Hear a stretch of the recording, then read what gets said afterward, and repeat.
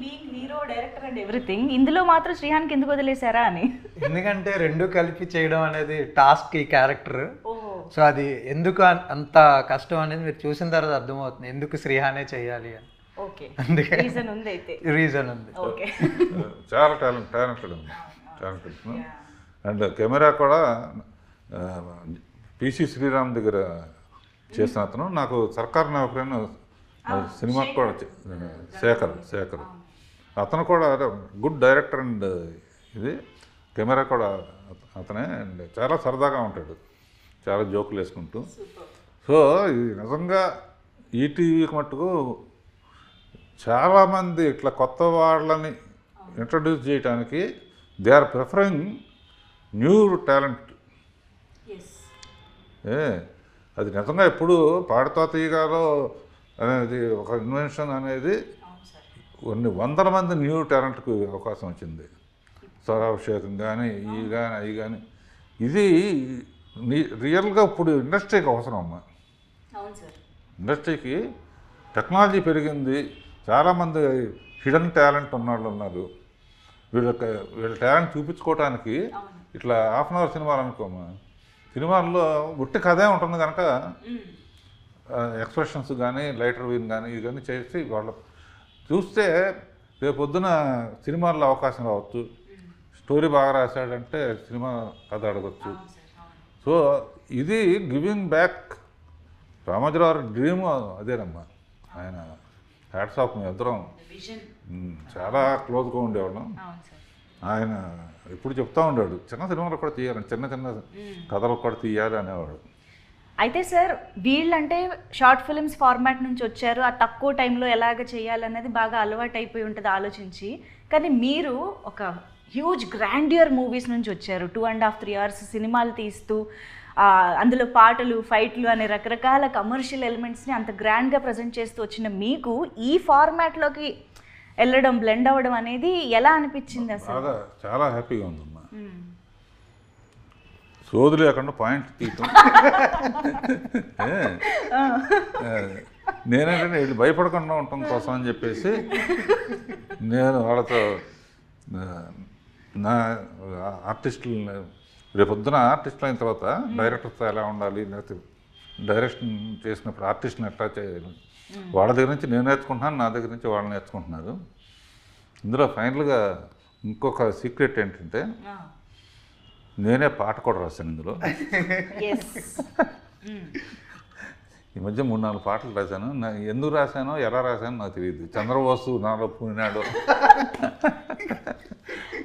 అంటే ఇప్పుడు ఆ పాట ఎలాంటి పాట, ఎప్పుడు వినబోతున్నాం? డైరెక్ట్గా 6th శ్రీరామనవమి నాడు రిలీజ్ అవటం కోయిన్సిడెన్స్. అవును, మధ్యాహ్నం 12 o'clock రామదాసు శ్రీరామనవమి తరఫున నాగార్జున వచ్చే ఫస్ట్ చేయబోతున్నాడు. ఫస్ట్ లాంచ్ చేయటం. ఓ వావ్. అంటే ఈలోపు మాకు పాట వినే అవకాశం లేదంటారా? సోనియా పాడితే బాగుంటుందేమో. తెలీదా? అది పోస్ట్ లో యాడ్ అయిన సాంగ్. ఓకే, అంటే బీజిఎం లో భాగంగా పోస్ట్ ప్రొడక్షన్ లో యాడ్ అయింది. Right, story montage. ఓకే, అంటే పండేం పడదు, బట్ ఎమోషన్ ఉండేది. లిరిక్స్ లో పండు ఉండే ఉంటుంది. ఫ్రూట్ఫుల్ ఎమోషన్స్ ఉంటాయి. అంటే కొన్ని ఫ్రేమ్స్ లో కూడా కనిపిస్తూ ఉంటాయి కంపల్సరీ కదా సార్? నాకు గుర్తుంది క్యాప్సికమ్ ఉందంతే, జామకాయ ఉంది. అది సాంగ్ లో లేదు, సాంగ్ లో కాదు బట్ సీన్ లో అయితే. సీన్ లో okay. But the best part is that మీరు అడిగారు ఈ షార్ట్ స్టోరీ అంత పెద్ద మూవీ చేసి కూడా మళ్ళీ ఈ షార్ట్ స్టోరీ ఎంత గ్రాండియర్గా. మాకు అసలు ఆ ఫీలింగే రాలేదు ఇది ఒక షార్ట్ స్టోరీ అని. బికాజ్ ఒక యాక్టర్స్కి కూడా లైక్ మాకు ఒక 80% ఇది, తర్వాత 20% ఇన్పుట్స్ తీసుకుంటాం. బట్ ఇక్కడ అలా కాదు. ఈవెన్ వెరీ మైన్యూట్ ఎక్స్ప్రెషన్ కూడా సార్ ఆ సీన్కి ఆ లైన్కి చేసి చూపించడం జరిగింది. నేను ఎనాక్ట్ చేస్తున్న ప్రతి సీన్లో ఇప్పుడు నేను చూసుకుంటే నాకు సార్ చూపించిందే కనిపిస్తుంది ఫర్ ష్యూర్. ఎందుకంటే ఇప్పటికీ హీ కమ్స్ ఆ సీన్లో ఆ దీనికి ఆ ఎక్స్ప్రెషన్ చేసి మరీ చూపిస్తారు. అందులోని అలాంటివి నేర్చుకోవడం అన్నది ఈ టైంలో చాలా అదృష్టం మాకు. అది ఇది గుర్తున్నాయి. మీరు చాలా ఊరిస్తున్నారు తెలుసా, అన్నీ చెప్పకుండా చెప్తూనే వెయిట్ చేయిస్తున్నారు. But actually sir, what is life partner about? అంటే లైఫ్ పార్ట్నర్ అంటే కపుల్ మధ్య ఒక ఇది కథేమో అని అర్థం అవుతుంది, కానీ కపుల్ మధ్య రకరకాలు ఉండొచ్చు కదా, రొమాన్స్ ఉండొచ్చు, గొడవలు ఉండొచ్చు, అండర్స్టాండింగ్ ఉండొచ్చు. అలా ఏ ఆస్పెక్ట్ ఆఫ్ లైఫ్ పార్ట్నర్ని మేము చూడబోతున్నాం? Love story. బేసికల్లీ మనం ఒకరి మీద ఫీలింగ్స్ కలుగుతుంది, లవ్ ఆర్ హెల్స్ ఏదైనా, అంటే మన టీనేజ్లో కానీ ఏదైనా. ఆ మనిషి మనతో ఉండొచ్చు లేకపోవచ్చు, బట్ ఆ ఎమోషన్ అయితే మాత్రం ఎప్పటికీ మనకి గుండెల్లో ఉంటూనే ఉంటుంది. సో అంతవరకే చెప్తా. సార్ చెప్తారు. సార్ మీరు చెప్పండి సార్, లైఫ్ పార్ట్నర్ అంటే పెళ్ళాం అన్నమాట. టైమింగ్. మళ్ళీ ఈ స్టోరీ దానికి రిలేటెడ్ అనుకుంటారేమో సార్. అందులో నా పెళ్ళాం అన్నాను. Okay sir, what is life partner according to you sir? నా లైఫ్ పార్ట్నర్ డైరెక్షన్ అన్నమాట, తర్వాత ఫ్యామిలీ. ఇప్పటికి ఆన్ కెమెరా చెప్పారు. కాదు, నాకు ప్రతి క్షణం రాత్రి వెళ్తూ కూడా తను రాసిన స్క్రిప్ట్ తీసుకెళ్ళి కరెక్ట్ చేసుకోవటం, సజెషన్స్ రాయడం, పక్కన మాకు రాసిస్తారు, పొద్దున్నే చూసి మళ్ళీ దాని తగ్గట్టుగా మళ్ళీ వేరే పర్స్పెక్టివ్లో మళ్ళీ రాయడం. ఓకే.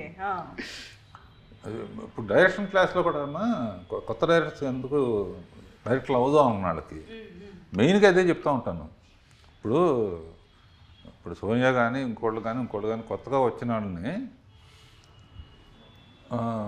నీ పాట నువ్వు రాసేసావు ఇట్లా చెయ్యి అని చెప్పాలంటే ఏం చేయమంటారు అని అడిగితే, ఇంట్లో అద్దం పెట్టుకో, నువ్వు అద్దం పెట్టుకుని నువ్వు వాళ్ళు అడిగితే ఇదిగో ఇలా చెయ్యి అంటానికి ఇవన్నీ కూడా నేను విజువల్స్ చూపించేసాను అనమాట. అది దాని మలాన డైరెక్షన్ చేయటం అనేది ఊరిన కెమెరా పెట్టేయటం, లెన్స్ పెట్టేయటం కాదు. ఆర్టిస్ట్కి ఎక్స్ప్లెయిన్ చేసే విధానంలో మనకి ఇలా కావాలని తెలియాలి. అసలు అందరూ ఒకలాగా చేయలేరు కదమ్మా. ఇప్పుడు దేవతలో శ్రీదేవి, జయప్రద ఇద్దరు గొప్ప ఆర్టిస్టులే, అయినా ఒక కాంప్లికేటెడ్ సీన్ పెట్టాను. ఇద్దరు సైలెంట్గా ఉండాలి, ఒకరు ఎవరు ముందు మాట్లాడాలని. ఈ గ్యాప్లో ఏం చేయాలి? సైలెంట్గా ఉంటే ఎంత గొప్ప నటులైనా కూడా కొన్ని ఇబ్బంది ఉంటాయి కదా. అప్పుడు చూచాక మీరేం చేస్తారు చూడండి అని చెప్పి నేను కొన్ని సజెషన్స్ ఇవ్వటం, అంతే కదా. ఇద్దరు గొప్పవాళ్ళు. సో వాళ్ళు 50% చేస్తే 50% డైరెక్టర్ కూడా చెప్పాలి. అందుకనే నాకు ఇందాక అన్నానంటే డైరెక్షన్ అనేది నా ప్యాషన్ అనమాట. మా ఫాదరు ప్రేమనగర్ తీశాడు, అలాంటి సినిమాని తీయలేకపోయానే. బట్ ఈ సబ్జెక్టు మటుకు బాగా నాకు ఇష్టమైన సబ్జెక్టు. ఈ పిల్లని నేను అడాప్ట్ చేసుకుంటాను కూడా చెప్పాను. వెరీ నైస్ గైడ్ అండ్ మంచి క్యారెక్టర్ ఉన్న సింహాచలం, విశాఖపట్నం పుణ్యక్షేత్రం నుంచి వచ్చాడు. సార్, ఇప్పుడు ప్రతి డైరెక్టర్కి ఒక ప్రత్యేకత ఉంటుంది. మీ సినిమాలే మాకు ఒక పెద్ద లైబ్రరీ. అసలు ఆ సినిమాల్ని చూసే బోల్డ్ నేర్చుకోవచ్చు. అలాంటిది మీకు దగ్గరగా ఉంటూ నేర్చుకునే అదృష్టం కూడా ఇలా ఎంతోమందికి కలుగుతుంది. దానికి first of all thank you sir. అయితే ఈతన్లో ఉండే స్పెషాలిటీ ఏంటంటారు? రామ్కీకి సంబంధించి డైరెక్టర్గా మీరు చెప్తే బాగుంటుంది. అంటే వచ్చే కూడా చెప్తూ ఉంటాను. బేసిక్ గీతను ఆర్టిస్ట్ కూడా అవటం వలన వర్క్షాప్ చాలా ఈజీ అయిపోతుంది. ఈ అమ్మాయి కూడా వర్క్షాప్ చేసింది. వర్క్షాప్లో డైలాగులు ఇచ్చి మామూలుగా చదివేయండి అంటే కూర్చొని ఈ సీన్ ఎక్స్ప్లెయిన్ చేసి, సో అతను బాగా మంచి ఆర్టిస్ట్ కనుక కూడా, సో అతనికి కూడా బ్రేక్ రావాలని, మా అమ్మాయికి మంచి బ్రేక్ రావాలని ఎప్పుడు కూడా అడుగుతూ ఉంటాను, నెక్స్ట్ ఏం చేస్తున్నాం. ఇప్పుడు ఏంటి నాగబంధం సినిమాలో చేస్తుంది. విరూపాక్షలో క్యారెక్టర్ కూడా నాకు బాగా నచ్చింది. అంటే పాపం ఎక్కువ మంది ఉన్నారమ్మా, అవకాశం వస్తే ఇప్పుడు ఇటువంటి ఆటల్లో ఏంటంటే అరగంటలో ఉట్టి కథే ఉంటుంది కనుక చాలా స్కోప్ ఉంటుందమ్మా అవును సార్. ఆర్టిస్టులకి కానీ మ్యూజిక్ వాళ్ళకి కానీ. అంటే ఇంపార్టెన్స్ లేని ఏ పాత్ర రాదు, ఏ సిచ్యువేషన్ రాదు. అవును అవును సార్, కరెక్ట్. సో ఇది మా శ్రీరామనవమి సందర్భంగా నేను తీసింది లవ్ పార్ట్నర్ అనేది మన సతీష్ వెంకటేష్ తీసిన 2 రిలీజ్ అవుతున్నాయి. ఈటీవీకి సరిగ్గా రామదాస్ తీసిన దాంతో స్టార్ట్ చేయటం అనేది నాకు కోఇన్సిడెన్స్ ఉండి ఐఎమ్ వెరీ హ్యాపీ. అందరికీ ప్రేక్షకులకి ఈటీవీ అందరికి కూడా శ్రీరామనవమి శుభాకాంక్షలు. Thank you, sir. Thank you so much. Thank you so much for your time, for your wonderful words and blessings to all of us. Thank you so much. Thank you, Ramki garu and Sonia. Thank you. So అదండి, ఇప్పటిదాకా మనం ఈ కాన్వర్జేషన్లో మీరు విన్నట్టయితే బోల్డ్ అని అద్భుతమైన, అందమైన, ఆహ్లాదకరమైన, ఆలోచింపజేసే బోల్డ్ అని కథల్ని మన ముందుకి కథాసుధ ప్రతి ఆదివారం ఒక మంచి కథతో మన ముందుకు వస్తుంది. కథలంటే మనకు ఎవరికి నచ్చో చెప్పండి, చిన్నప్పటి నుంచి కథలు వింటూ చూస్తూనే పెరుగుతూ ఉంటాం కాబట్టి ప్రతి ఆదివారం మనల్ని అలరించడానికి వస్తున్న కథాసుధని మిస్ అవ్వకుండా చూడండి. అయితే ఈ ఆదివారం 6వ తేదీ నుంచి లైఫ్ పార్ట్నర్ అలాగే ఉత్తరం అనే ఈ 2 కథలతోటి మొదలు పెట్టేసేయండి ఈటీవీ విన్లో.